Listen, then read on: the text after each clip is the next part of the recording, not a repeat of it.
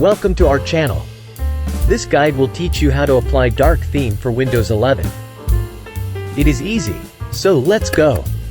First, right-click somewhere on the desktop to bring out the menu. Select Personalize from the menu.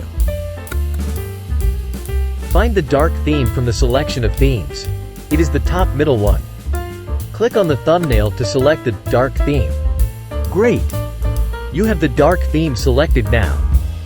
You may also like to experiment the other themes.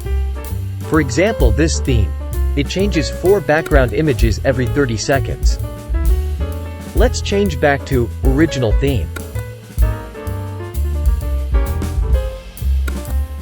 If you wish, you may also put your own image as your computer background.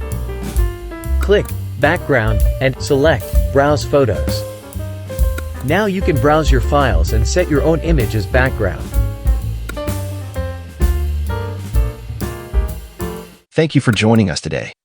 If you find our videos useful, please like the video and subscribe to find out other cool things you could do with your computer.